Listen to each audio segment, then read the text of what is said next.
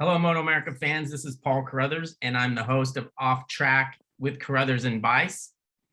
Sean Bice is my co-host. We do this every single week for our MotoAmerica fans, talking about all things MotoAmerica and sometimes stuff that's not MotoAmerica related. But the majority of our conversations are with MotoAmerica paddock people, and we're actually going to make a conscious effort to expand from that in the coming season and maybe drag some others out. Maybe that'll be, some Hollywood types that are into motorcycling and motorcycle racing or what have you. But yeah, we'll make some changes here as we go forward. But the backbone of our show will always be the people in the MotoAmerica paddock. And there's a lot of them and they all have good stories. And we've got two of them today. So we will be talking to them momentarily. Sean, how are you? Yeah, I'm doing great. It's funny. I was laughing this morning because our colleague Doug Hammond, who is in charge of our video and content like that, had put up that thing about apparently Scott Redding's not happy about the fact that not everybody's the same size in World Superbike, and I had to laugh about it. The first thing I thought of was when we had Dale Quarterly on, and back when we used to think, how does Dale do so well and win? And seeing him now, he doesn't seem that big, but it's kind of cool about one of our guests on today who was considered to be a big guy. Actually, both of them are, but we always thought of this the dad of this group as being a big guy, but he won a lot of races and is certainly a legend. So we'll have to ask him what he thinks about Scott Redding's thoughts about that. But that was interesting, wasn't it, Paul? Yeah, I thought the same thing because I'm like, oh, they're talking about tall, big riders, and we've got two of them on our show. But I mean, that's a tough thing. I mean, I don't know. I think it's a little bit whiny.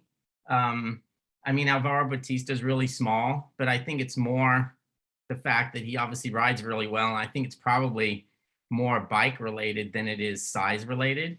So it's a tough situation, but I mean, I'm small, so I'm not going to play in the NBA. I'm not any good at basketball anyways. I'm not any good at basketball because I was too short to want to do it in the first place. So, I mean, I feel bad that they're big guys and they think they struggle against little guys, but I don't know what you do about it. I mean, you could do this combined weight thing, but I don't know if they'll go there or not. But it was a lot of comments on that Instagram post. I couldn't believe how many comments. I don't know that I've ever seen more. So in that way, it gets some conversation going. But I don't think it's probably much ado about nothing, but the guys we're talking to next would have more of an idea than we do. So let's introduce them. We actually have two members of the Yates family, Aaron and Ashton, Aaron being the father, Ashton being the son. Aaron was a hugely successful AMA motorcycle racer back in the day, back in the good old days.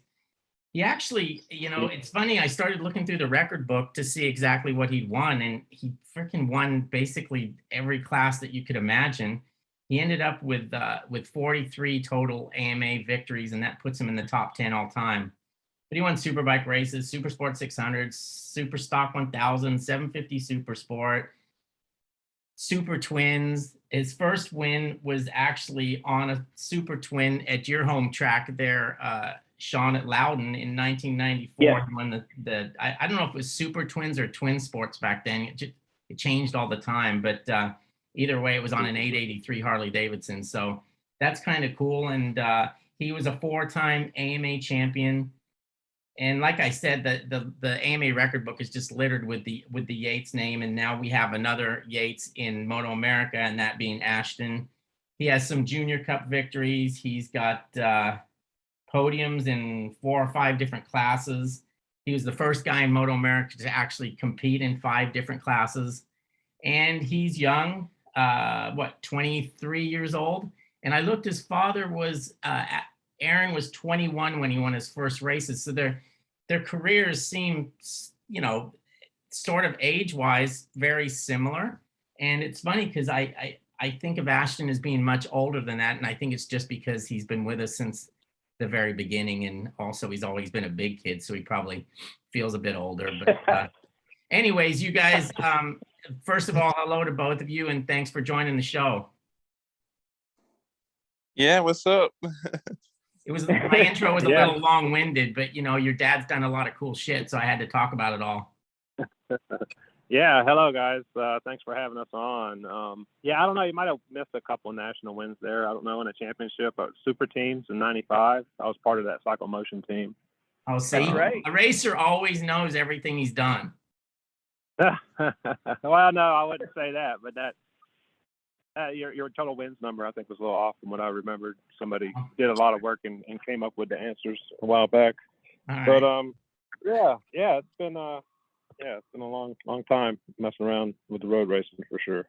And now you obviously love this stuff, Aaron, as a racer, and now you've got your kid doing it, and you're a constant member of our paddock and a big presence in our paddock. And I see you working on the kids' bikes all the time, and you're really involved. You don't know any other way, right? Yeah, I guess so. That's definitely the way it looks. I raced in either dad or worked on bikes, before I was, got full-time racing myself. And, unfortunately I got injured and kind of ended, I quit racing. And at that time, it was kind of Ashton's time to kind of move up and do more riding. And I got real in depth with that and, just been kind of recovering from that too since then. But it's been good. It's been a lot going on for sure. It's funny, Aaron, Ashton, I'm gonna talk to your dad a little bit. You guys know I come over and see you guys a fair amount on every weekend, and your dad's always got his head down there working on something with your bike. But Aaron, at the top of the podcast, Paul hit the nail on the head.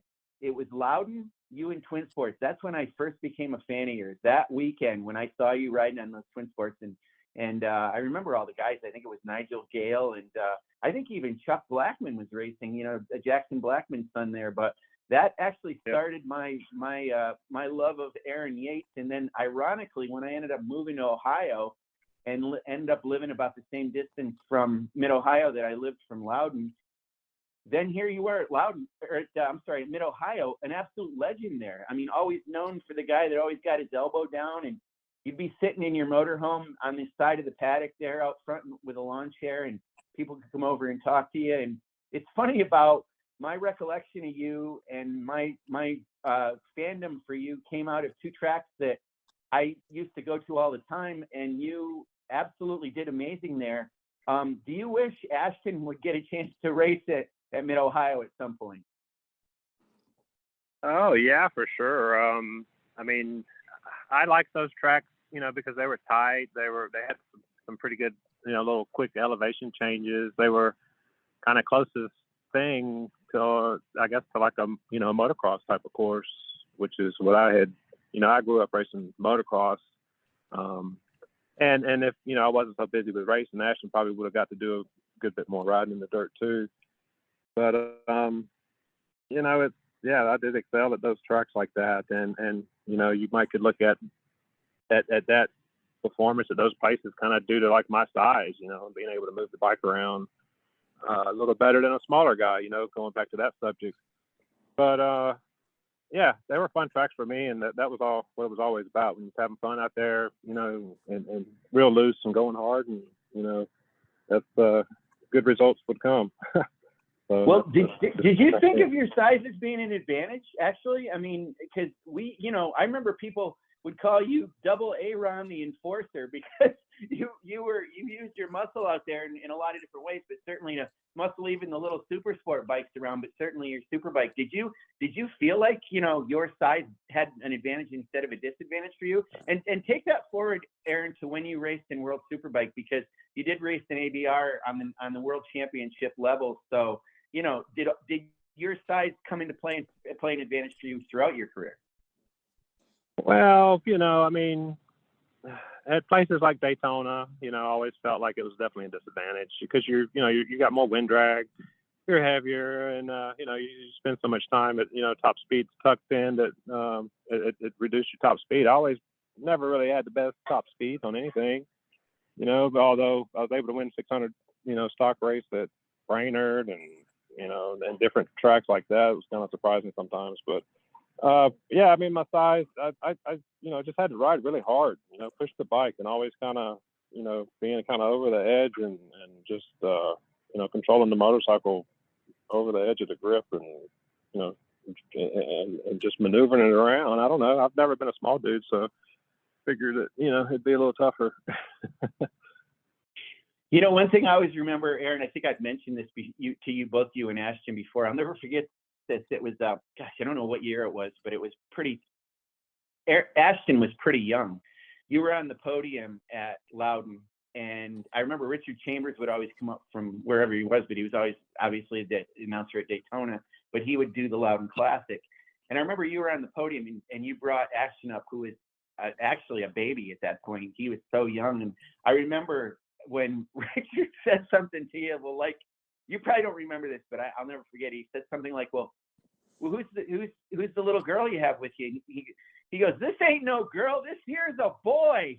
And I remember you were, and I was mad too, because I knew you had a son, and I was out there, a face in the crowd, going, well, what the hell are you doing calling Ashton Yates a girl? Hey, I never. Wasn't the Loudon, Sean, the Loudon races were always Father's Day weekend, right? Yeah, exactly. Yeah, right. Yeah, because I remember Chandler winning his first Superbike national there and having, I guess would have been Jet up on the podium. It was kind of cool because it was Father's Day. Mm-hmm. Yeah. Father's Day was always up there. Like, my dad was there, and then my grandfather was there too. We had some pretty good Father's Day events up there for sure. Do you even remember him doing that, Aaron? Yeah, a little bit. I kind of do. It kind of made me angry. And then, well, as a matter of fact, I actually have an 18-month-old little girl right now. Oh, you do? Oh, awesome. Yeah. Well, good on you for being able to do that. Yeah, well done. Well done, Aaron. Yeah. Okay, so let's talk to Ashton a little bit. Ashton, it's I had a famous father who won a lot of races as well, and I elected not to race, not because of that. They kind of didn't really want me to. I don't think my mom wanted to go through the whole thing again with all the worry and the heartache and all that kind of crap that goes with racing, but I elected not to. Now, you've elected to be a racer. Do you find it tough sometimes with your dad having the success that he had? I mean, obviously it's a good thing because he can pass down a lot of knowledge, but there's also the thing of like, oh, he's Aaron's kid. Is that ever an issue with you or not? Not a whole lot, really, I guess. I mean, every now and then, some people are a little weird about it, I guess, or something, but no, not really. I mean, I've never really thought of it like that. A whole lot. Just kind of do my thing and just kind of focus on what's going on and not really worry about that too much. Yeah, I just take the good and not the bad. But Aaron, what about you from the other side of that? Is it when my son raced motocross a little bit when he was young, it was really hard for me to watch. Like, I didn't really like it. It was too stressful. It was like a whole different thing of like watching your kid compared to when you were doing it. You obviously don't have that issue anymore. Did you have it initially? Was it difficult at first? Oh, yes, it was very difficult. Yeah, it has been tough, in the early times, even, now that, I mean, I've gone through, I watched the kids learn how to ride a bicycle. I watched them learn how to fall off. You learn how to fall and crash and, not get hurt and stuff. And then, when they're younger, and then you kind of lose that, get over that little fear of them. And then, going into the road racing thing, we did that. And when he started road racing, I don't know when it was, 2015 or 14, I come up with a 125, TZ 125. And there's we went to a couple tracks, and she'd go out the first lap and never come back. And that was pretty nerve-wracking there for a little while. Right. And a couple of times he did fall or run off the track, and once had a bike failure and stuff like that. But so, and then after a couple of years, and then once, you see over time, he's been successful and done well and riding really good. And it's that feelings kind of eased away. I guess. And you know, it's always been tough for me to be at the racetrack and not participating. Yeah. So thankfully, I've got a position where, you know, I'm hands-on with the motorcycle and got, you know, a lot of involvement with that. And, you know, otherwise it'd be really tough for me to hang around, you know, for the weekend and with nothing to do. But yeah, that was definitely a factor for a little while. And but yeah, it's all good now. I mean, he's proven he's a really good rider, smart rider, and you know, things are looking good for Ashton.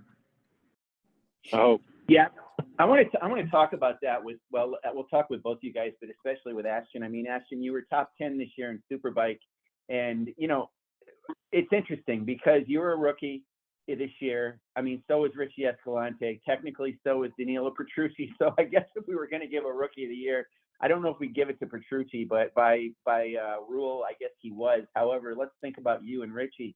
You only finished 8 points behind Richie. He was in ninth. He had a decent year. He got better as the year went on. You had a good year. You were pretty consistent all year. I remember for the longest time in the season, you raced. You didn't crash for quite a while. You didn't even go down, and you were getting to know the bike. And you know that it's a brand new bike for you. You were riding a Honda before that. With the BMW S1000RR that Steve Scheibe has, and I'm going to say it rather facetiously, but it's one of the most developed motorcycles out there. He's never had more than one rider on it at any time. But Ashton, I want to ask you about this season. Were you happy with this season, how it went for you? And also, during the year, does any of the data from any of the previous riders who have ridden that bike, did you ever look at that? So it's kind of a two-part question there. But first, start out, how do you feel about your first season and being top 10 in Superbike? Yeah, it was a fun year for sure. I'm pretty happy with it. I think, you know, we had like multiple top 6 finishes, almost the top 5 one race, and then in the rain at Jersey, we're kind of up there at the front. Had a opportunity for a possible podium, but and then went down, unfortunately. But yeah, it was a good year. I learned a lot working with Steve, and he's a really cool dude, and it was cool to see him and my dad work together and bounce ideas off each other and stuff. And you know, I did look at a lot of data from the past riders, and that was something new for me this year, and that was really new. That was a new learning experience for me, and pretty helpful thing. And yeah, I mean, that was the first Superbike I had rode, so this year was, I mean, it was pretty much the best bike I've ridden. Fastest bike, handled really well compared to the Honda. And I broke all my personal best lap times at every track, I think, this year, and even maybe 3 or 4 out of the 10 rounds, 3 or 4 of the personal best for Steve on that bike. But yeah, it was a fun year for sure, and it went by super fast. I can't believe it. Yeah, you know, one thing I want to talk about here, and I know you and your dad and Lucky, your grandfather, know this story a little bit too, but I'm absolutely not trying to take any credit whatsoever for this. But, you know, it seems like Steve Scheibe is always driving his truck somewhere or the other, or he says he has a lot of windshield time, as he puts it. So he does this thing, and he's probably done this to you guys too. He basically talks into his phone, and it transcribes what he says, and it doesn't always make a lot of sense, but sometimes it does. And during the off season, I mean, I talked to him a fair amount, and we were talking about different riders and everything. And you know, we talked about you, and I remember distinctly saying, well, you know, the thing that's cool about Ashton is he's an up and coming young rider, and he's proven himself on a leader bike with his Honda. But I said, I think probably what might happen is if you work with him, you're going to get a crew. You're going to get his dad and his grandfather who have already been working with him in the past. Obviously, you know, it's family, so they all know each other well, but you know, you're going to get a lot for what you're doing there. And it doesn't often happen. I guess it does sometimes if a rider has a crew chief or whatever who will come into a team. But for you, I mean, it was kind of cool that it worked out that you slotted right into that team as the rider, and your dad and grandfather were able to join the team too, which it was great that you did, Aaron, do that. But Ashton, I had to be special this year. And I know worked as a team in the past, but to be on an actual Superbike team and have your dad and grandfather working with you. And tell us about what they actually did in the team with you and how it went.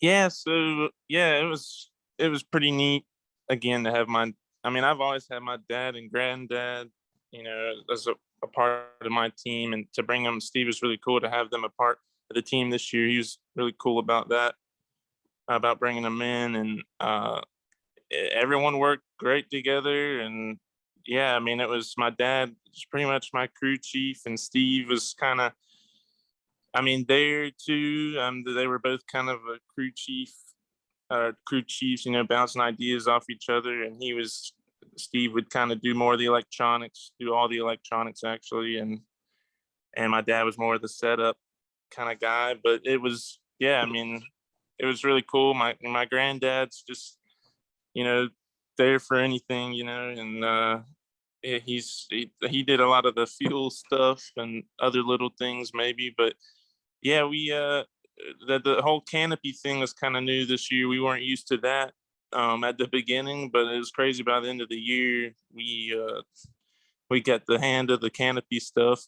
But I think we could probably take it down, put it up with just 3 or 4 of us now. But yeah, it was definitely a fun year. It went by fast. Met a lot of cool people. Yeah, hopefully we can do it again. Yeah, Steve I was gonna say, Steve's got a nice little setup. He's got everything, the truck, the canopy, the bikes, the whole program, all the tools, and we just kind of showed up and used his whole his kit and went racing. It made it easy for us, not having to keep up with the bike and transport it to the events, and then for him, with us mechanics and experience we have and working together, it all just kind of flowed really well this year. It was a good year. Yeah, it went by too fast. Yeah, it did go fast. Hey, Aaron, so I want to ask you on that note regarding the fact that Steve Scheibe is kind of a contemporary of yours in the fact that you raced against him when he was a team, when he worked for Harley, and obviously with Scott Russell and Picot and all the guys that you raced against. It's kind of interesting that you were on that team. And of course, you were a rider then. Now you were a crew member. When you worked with Steve or worked with Ashton, is it hard not to, did you think like a rider? Is it hard not to think like a rider? Do you understand what kind of rider Ashton is? And did that help? Were there any times where it was hard for you because you wanted to be like, well, let me get on that bike and show you how to do it or something? Did that ever come up? Oh, no, I'm not. I don't kind of come across like that. It is difficult sometimes it's difficult as just being a rider sometimes, you get stuck, trying to figure out, well, where can I get these couple more tenths, and it's tough, and, try not to bring any negative into it or nothing. But, going back to Steve, yeah, I've known of him for, I don't know, for 30 years or something, but actually I never even spoke to the guy until this year, really. And, it's kind of an honor to get to work with him. He's been part of so many operations, and with different teams, and up the ladder pretty good as team owner or whatever, managers and stuff. And going back to the data thing, Ashton getting introduced to all that, working with Steve, because he's really, he's up on all that really well, and researches it hard and knows what he's looking for. It's been a big plus working with Steve this year, and it's made things easy. But yeah, he did mention that one time I think he actually did run an event, actually competed or raced a class one time maybe. I'm not sure, but yeah. All right, Aaron, I kind of waver on this back and forth, but I always look at how things are now and how things were before, because I think that's kind of how we learn, and I think you have to compare. And sometimes it's not a real fair comparison, because there were some really good days back then, as far as AMA Superbike racing went. But then there was also there's some really crap days. So I like to compare MotoAmerica to the crap days, because then we look good. But do you think do you think things are more difficult or less difficult now as a rider? I tend to look at it that I think it's difficult to be a racer these days because I don't think there's as many opportunities for you to shine. In other words, I think if we put Ashton back in the 1990s, the kid would probably have had a factory Supersport or Super Stock 1000 or whatever ride where he could have, focused more on just his racing and actually open some eyes as to how good he really is to get that next step. And now those steps there's a lot of steps on the way to Superbike racing that we've created with the classes, but there's still not a lot of opportunity as far as factory rides go. And I think that's probably the biggest issue we have. Yeah, I would agree with that. But yes, as far as I would say for me personally, I mean, just coming from, I always kind of excelled in the stock classes, a little less electronics in the bikes and all that. Even 20 years ago, I mean, we had all the electronics we have now. It was just kind of at the beginning of the development and learning all the strategies. There's so many different ways to control your wheel slip and stuff like that. But and now, it's you always have the guy with the computer who can make a couple clicks and really change the whole program, and there's always that little kind of thing there that, unless as long as you got plenty of map switches, you got all these buttons and stuff. I mean, it's kind of hard. A lot of the straightaways in the American road racing aren't long enough to flip the switches where you Right. need to. There's a lot to think about out there other than just going fast. It's different in those types of ways for sure.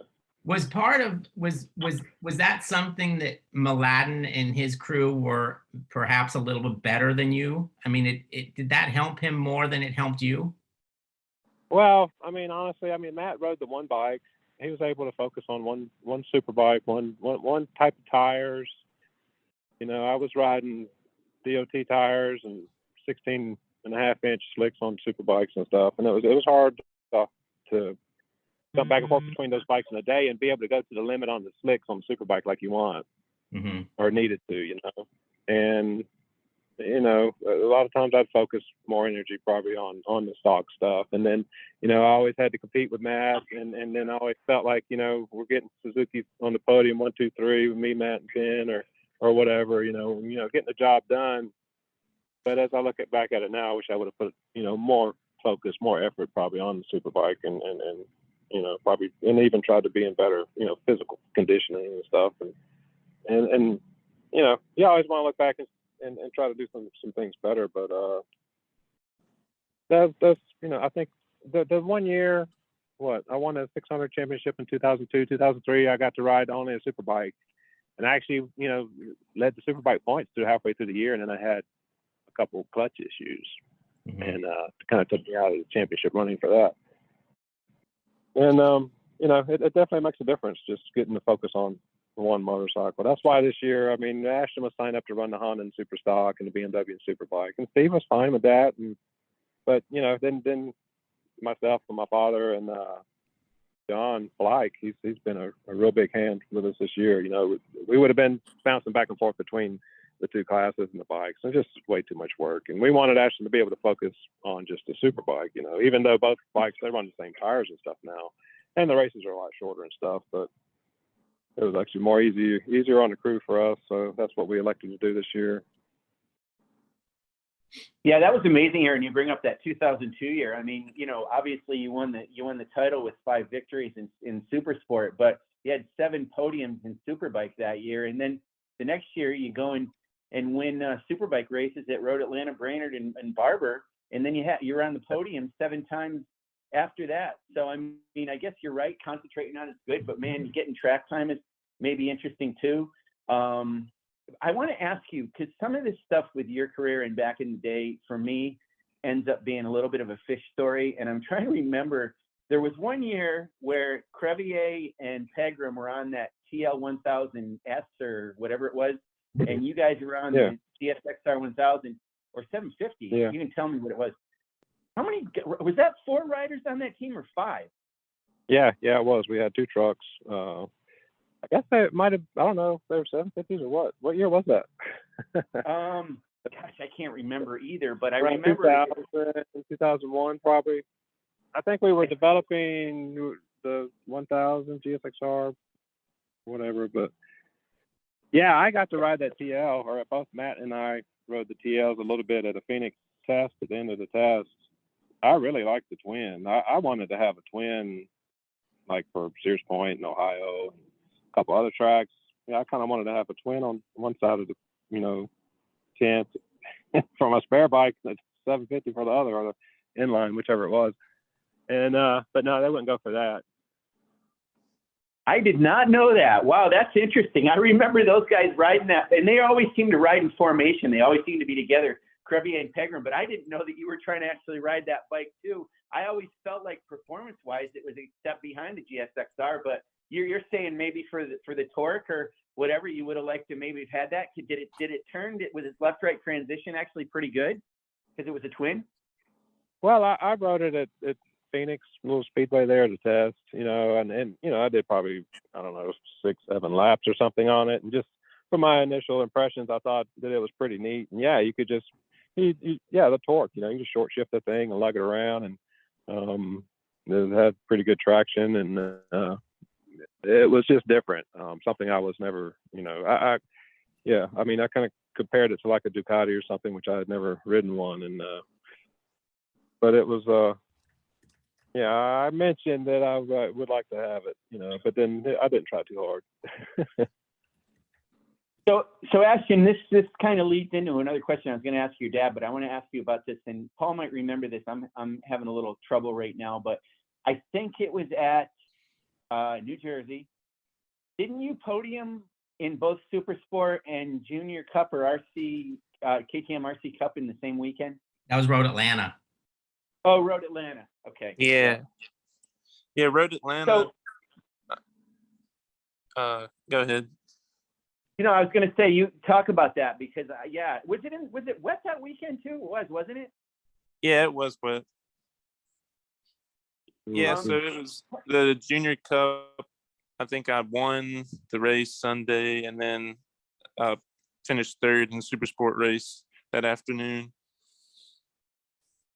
I think I get mixed up on you because I think you had a podium at New Jersey, and that was the time where we joked with you about this before, where Paul asked you a question at the press conference, and he kind of froze up because it was early on. But man, you've come a long way since then. You do great on these podcasts, and you're a good person to talk to. So I think that's why that all mixes up in my head. But the point I was trying to make is you raced kind of in two classes, and this year even you were. It's not really. It was two classes. You originally were going to race your Honda in Stock 1000 and also race in Superbike, and I think you might have brought the bike, and kind of that fell by the wayside a little bit. Tell us about what that plan was going to be, and the fact that you raced that Honda last year, and maybe we're going to continue a little bit with it. And Steve didn't initially seem to have any kind of an issue with it, but it did fall by the wayside. Why did that happen? Or just why we decided not to ride it, I guess. Yeah, exactly. It was. Yeah, I mean, I don't know. I was down to ride it. I actually did ride it in Atlanta, but then I was liking the Superbike. I could tell it's a proper race bike compared to the Honda, even though the Honda is a great stock bike.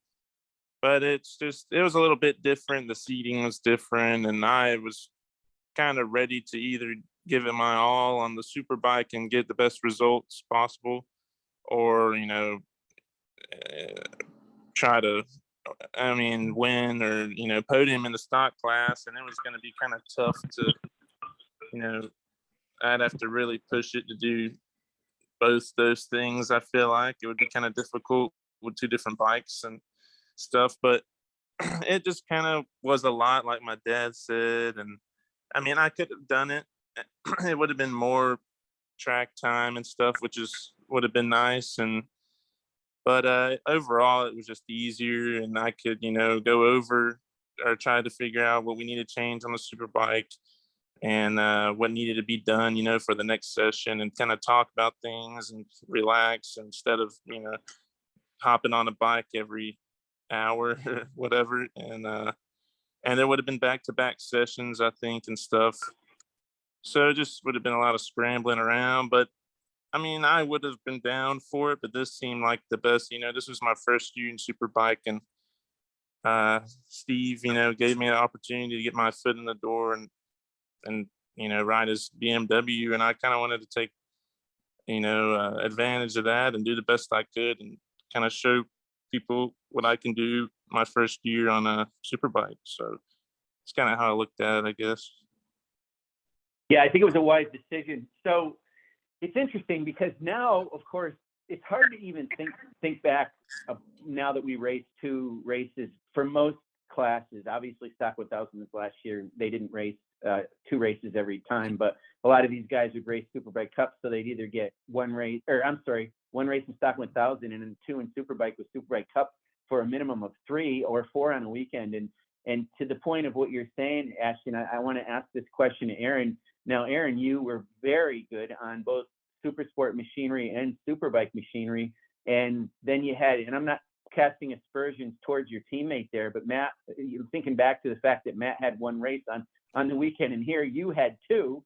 So, I mean, was it helpful at all for you back then to race the Supersport bike at the same time on the same weekend, I should say? Or was it kind of hard to go from one to the other because the ergonomics are so different, the power delivery is different and all that? Was there pros and cons to it for you? I mean, to me, I was making an effort to go to the track and spend the time there, and I was gonna, ride as much as I could, try to, make as much money as I could. Basically, that was my job. That's where my income was, and I had the opportunities to make some more money. That's what I was doing. Okay. That's kind of the way I looked at it. And I just did it because, I mean, I enjoyed the riding and developing the motorcycles and making them go. It wouldn't have been any fun sitting there watching a Super 600 race. Even if it was right before the Superbike race. I mean, sitting there looking at these guys. I mean, all the guys were getting paid good money and having to run 2 classes at the time, and it's just kind of the way it was. And but that was my motivation for sure. It's kind of weird though, isn't it, to think back at those days that there was a lot. I mean, I guess maybe there were more qualifying sessions, more practice. I don't know, but you think the track time for an individual rider back then was less than it is now, wouldn't you say? The what? Was the track time, the actual track time, more or less back then than it is now for like Ashton? I mean, as far as practice and qualifying, it was kind of similar. There was a couple of different ways they did qualifying over the years, but the actual races are shorter now, quite a bit.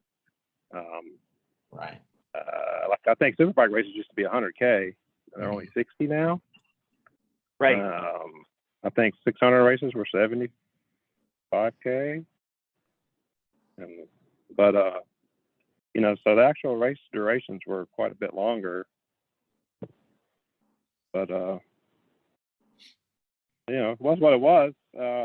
And it was the track time was good. It made the days go by faster, and you learned something riding a different bike. And that was the idea for him to ride both the bikes, at the beginning of the year, to kind of see what one bike does better than the other, and you're like, well, this thing does that, and we need to make this other bike, turn like that here. And, Ashton's ridden a couple of different classes, and I put him on those just for a learning experience, to let him know. I was like, if you're going to, go forward in this game, you got to be able to ride whatever, to the limit. And, the more experience, the better, the way I always looked at it.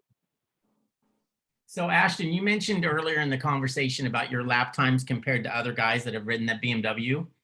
And that to me is, if I was you, I would base myself more on that than actually the race results, because it might mean more. I mean, there's been some good guys that have ridden that motorcycle, and for you to go faster than them at certain tracks is a pretty big deal. Did Steve probably thought of that the same way, right? Yeah, I think so. Yeah, he would. Yeah, I mean, he wouldn't really talk about that as much. If he was happy, you could tell, and then he would he'd tell me good job and stuff. But yeah, we'd go over the data and stuff, and I could see it all. But yeah, I mean, that was kind of my idea too. I wanted to know what, Josh did here or did at a track, and I'd want to know, how Gagne, I kind of wanted to know how all the guys did it, honestly. And we kind of looked at Hector a lot though. Because yeah, Hector, we were kind of struggling with like corner entry, trail braking stuff, and then Hector really perfected that, so we kind of looked at him a lot. But yeah, I could really put down a fast lap with the qualifying tire for whatever reason. I mean, at some tracks I was with the race tire too, but for some reason, every time we put a qualifying tire on the BMW, I could really drop or put down a good time, drop a lot of time, no problem. But then in the race, kind of might struggle with the grip, right, a little more. But yeah. Okay, moving on to next year, do you know what your program's going to be yet, or is it too early? Yeah, it's still a little early. Nothing solid, but definitely would like to be on a Superbike again, obviously. And but yeah, we're just kind of taking it easy, and still pretty early, waiting to see what happens. All right, I got one last question for Aaron. Aaron, you were teammates with Matt Mladen for a long time, or a lot of seasons. He had this thing that I will always remember him for, is he basically, I think to further drive himself, he basically made enemies out of everybody else that he raced against. Now, unless my memory's totally wrong, I don't think he ever did that to you. Like, I don't know if it was a respect thing or a thing that you were big enough that you could beat his butt if he needed it. But did you get the same feeling from him, or did I miss that? And was there a lot of stuff going on behind the scenes? Yeah, I mean, I think your view is pretty accurate, really. Yeah, I mean, honestly, I never really got much beef from Matt. I didn't think Matt was. I mean, you could see the show he put on against other folks, and it was entertaining for myself. But I mean, honestly, I mean, I don't look at Matt as that kind of an asshole, because he never really was to me much. It's just Matt was how Matt was, and yeah, he liked to try to punk people out and do his thing. But yeah, honestly, yeah, we never had much of an issue at all, really. He did his thing, I did mine. We were so different on the bikes that it didn't really matter what he was doing or what I was doing. It just didn't work for either of us on our motorcycles, so we didn't really share much data or anything. And he had a really good team. He had his whole Australian crew guys, and plus a couple others, and they had some good worldwide connections, and had some good, Matt had some good stuff to ride, and he was definitely a tough competitor, and yeah, he definitely deserves all his credibility he's got, and yeah, miss those days. Well, Aaron, let me say this. I've always been your fan, and I always thought he was just afraid he is what it was. So, yeah. That's the way I felt. It's like, don't mess with that double A run enforcer. Yeah, well, I had a lot going on, always focused, always trying to figure out. You're at the track, you're and especially riding two classes. You're trying to figure out how to make these motorcycles go around the racetrack as fast as you can, and it takes a lot of, just a lot of focus, a lot of things to figure out, spending a lot of time, thinking about it, and, kind of might have that, intimidating look and all that, but just to keep people from bothering me. That's right. Well, Paul probably will agree with this, but one of the things I always remember about your press conferences, Aaron, is when you were in there, your answers were always complete and pretty heartfelt. I mean, you didn't say yes or no answers. You always gave people a good amount of information. Paul, would you say that was true when Aaron was on the podium? Yeah, he was always good to talk to. I always had to go find him. I used to go find him sometimes. If he wasn't on the podium, it made it a little more difficult. But once I found him, he was good. Yeah, well, Hey, you know, so you want the people to get the story, have the story straight and all that. So I try to give as much facts as I can. That's right. Yeah, and it was absolutely noticeable, Aaron. So Ashton, we're getting ready to wrap here, and I feel like I need to ask you another question, but I do have another question for Aaron on a completely separate topic. So, you know, Ashton, let me just ask you this real quick. Are you going to, I assume you're going to get on the car. Well, you'll be at the Heron compound. Please send us your videos, dude, because every time you go around a track, a kart track on a supermoto bike, people go crazy when we post it. So make sure you send us that. I'm sure you're going to do more of that training this off season and already have been, right? Oh yeah, I'll for sure. I've already done some, and I have some videos if you guys want them. But yeah, I'm actually supposed to go hang out with PJ Jacobson in about a week and a half, and we're gonna go down to, or he lives down there in Florida. We're gonna go to the Bushnell kart track and got a guy videoing fast class media, and we're gonna get some good stuff, and I'll send it your way. Awesome.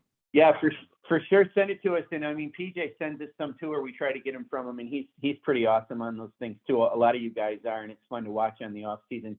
So Aaron, here's my question for you. I've kind of evolved over my life to be more of a Toyota guy now. I'm pretty loyal. All the vehicles I have are Toyotas, but when I was younger, and I was always a Pontiac man. I loved GTOs. My dad had them. You were at one time, and I'm wondering if you still are. Are you still a Mopar guy? And do you still have any Mopar drag cars like you used to? And what were the Mopar drag cars that you had, by the way? Oh, yeah. I mean, I have my stuff. I got a couple Dodge Darts. I got a 69 340 Swinger street car that I bought like my senior year of high school. That was all in pieces. I got another 69 Dart. It's a small block nitrous car, stock suspension, leaf spring car. I used to run some 8-mile stuff down here in the southeast until everybody started going so fast. But it's all a steel car. It goes really good for what it is. You know, run almost 140 mile an hour on 8th mile. But that's amazing. Wow. Yeah. A 340 was like is that the biggest engine you could put in a Dart? That's a small block. Those are small blocks. Okay. I mean, yeah, no, they came with 383s, 440s, and even the 426 Hemis and stuff. But lately, I've kind of gotten the bug. I've accumulated a couple older Audis, 20-year-old Audis, the B5 S4s and all roads and stuff. And I came across a car, and it kind of got my interest. The things are pretty sophisticated. I mean, they kind of took me back to the Superbike times because you can, plug into the ECUs on them, and there's a lot of stuff going on you can mess with. And so I kind of got into those. And I got some stuff sitting around I need to work on for sure. I always love that about you. You had that mechanical side of things. And isn't Steve's kind of into Audis, isn't he? A little bit, or BMWs, I guess. I mean, he is that. Yeah, he's a BMW guy for sure. He was telling me he's got a convertible, something I'm not sure that he enjoys ripping around in. And yeah, you got to have something to take your mind off of other things, little hobbies to enjoy once in a while. But it's I've about created almost too much work for myself with all the junk I've got. Well, that's cool. It's good to hear that you're keeping active with that, and it's always great to have you and your dad, granddad to Ashton, and certainly Ashton in the paddock too. It's been a good year. We're looking forward to next year with you guys. We'll wrap it up here, but it was great to have you guys both on at the same time. An absolute legend and an up and coming Superbike rookie, and that your whole family is terrific, and we've enjoyed having you on. Thank you so much for joining us on this podcast. Yeah, thanks a lot. Hey guys, one quick thing from me is, Sean, is it just me, or have you noticed when you go by their pit area, it seems like the only one who ever looks any older is Ashton, because Lucky and Aaron look the same as they did 30 years ago. Yeah, it's true. It's true. And the other thing is, when I didn't see him as much this year, Aaron, but I always think he's not your brother, he's your uncle. He looks so much like you. Uncle. Yeah, Uncle Gary. That's my brother's, my dad's brother. Yeah, there's 13 years between them two, and there's 13 years between him and I. Wow. And, yeah, we could pass for brothers for sure. I think people have mistaken him for me on more than one occasion. and now you have an 18-month-old little girl, and you have Ashton. That's right. It's like amazing. Yep. That's awesome. Yeah. What comes around goes around, I guess. All right, you well, guys. I appreciate it. Thanks, and have a good rest of your off season. And obviously, we'll see you as we get rolling next year. Yeah, absolutely. I'm going. I gotta go back to work now. Yeah. That part sucks. Thanks for taking the time, Aaron. Really, thank you. Yeah, guys. All right. Yeah, take I care. enjoyed it, guys. Thanks. Bye-bye. Good.